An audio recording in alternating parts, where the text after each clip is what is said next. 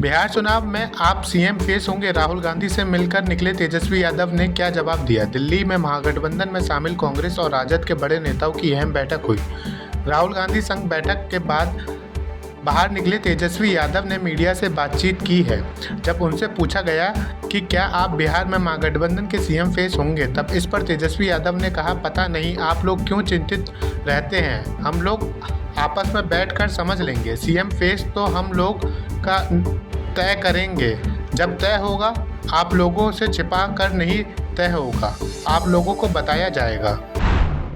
CM face पर कोई confusion नहीं, नीतीश ही अगले मुख्यमंत्री होंगे। बिहार चुनाव में एनडीए के सीएम फेस को लेकर जारी चर्चा के बीच मुख्यमंत्री नीतीश कुमार के बेटे निशांत कुमार ने साफ कर दिया है कि पिताजी ही अगले मुख्यमंत्री होंगे। सीएम फेस को लेकर एनडीए में किसी तरह का कोई कंफ्यूजन नहीं है। उन्होंने कहा कि गृह मंत्री अमित शाह ने भी साफ कर दिया है कि 2025 में नीतीश कुमार ही बिहार एनडीए के चेहरा होंगे, इसलिए इस पर कोई भी भ्रम की स्थिति नहीं रहनी चाहिए।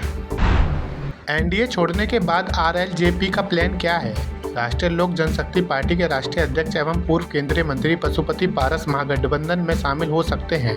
बिहार चुनाव में सीट शेयरिंग और अन्य मुद्दों पर चर्चा के लिए 17 अप्रैल को पटना में महागठबंधन की बैठक बुलाई गई है। पशुपति पारस के भी इसमें शामिल होने की चर्चा है। हालांकि खुद पारस ने कहा कि उन्हें इस बैठक का न्योता नहीं मिला है। इस बैठक में इंडिया अलायंस के सभी घटक दलों के नेता मौजूद रहेंगे। वीआईपी प्रमुख मुकेश साहनी पर टिकट की खरीद फरोख्त का आरोप। दिलीप जायसवाल ने पत्रकारों से बात करते हुए आरोप लगाया कि साहनी न केवल लोकसभा बल्कि विधानसभा सीटों के टिकट भी पैसों के बदले वितरित करते हैं और उन्होंने कहा कि मुकेश साहनी निषादों को ठगने का काम करते हैं। जब उनको सीट का कोटा मिलता है तब वो किसी भी साहनी समाज के लोगों को सीट न देकर किसी और को सौदा कर देते हैं। मांझी की नाराजगी पर आया बीजेपी का रिएक्शन। भाजपा के प्रदेश अध्यक्ष दिलीप जायसवाल केंद्रीय मंत्री जीतन राम मांझी की नाराजगी पर कहा कि जीतन राम मांझी बहुत खुश हैं और कोई नाराजगी नहीं है। मांझी जी तो हमसे भी अधिक खुश हैं। आज सुबह ही मुलाकात हुई थी, वह बहुत खुश हैं और उनकी खुशी का कोई ठिकाना नहीं है। एनडीए गठबंधन में कहीं कोई दिक्कत नहीं है। पूरी मजबूती के साथ हम लोग बिहार विधानसभा चुनाव लड़ने जा रहे हैं। खरगे तेजस्वी की मुलाकात को बताया जंगलराज वापसी की बैठक। जीतन राम मांझी का महागठबंधन पर बयान।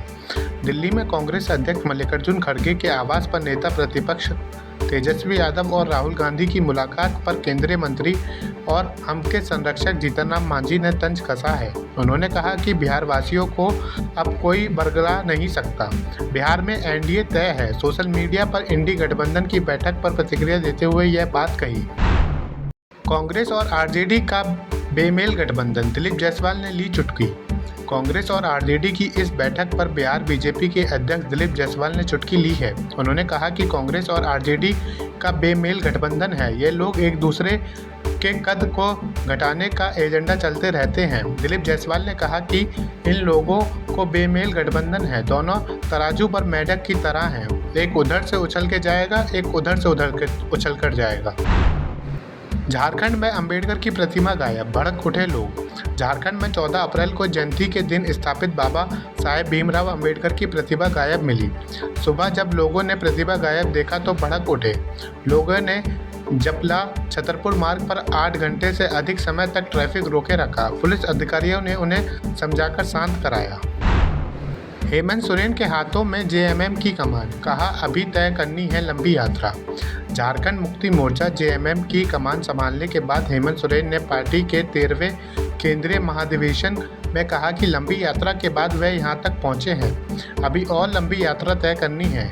जेएमएम फिर से लंबी यात्रा के लिए आगे बढ़ेगा। उन्होंने कहा कि शिबू सोरेन को जनता ने काफ़ी मान सम्मान दिया है, उन्हें जनता ने गुरुजी बना दिया है। जेएमएम में नए अध्यक्ष की शुरुआत, शिबू के बेटे को सौंपी बागडोर। अलग झारखंड राज्य के लिए वर्षों तक संघर्षपूर्ण आंदोलन करने वाले दिसोम गुरु शिबू सोरेन की राजनीतिक भूमिका अब बदल गई। करीब 38 वर्षों तक झारखंड मुक्ति मोर्चा जेएमएम के अध्यक्ष रहे शिबू सोरेन अब पार्टी के संस्थापक संरक्षक होंगे।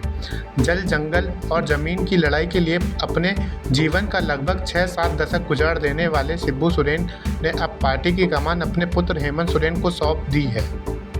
Thank you so much for watching this video. Don't forget to like, comment, share, and subscribe.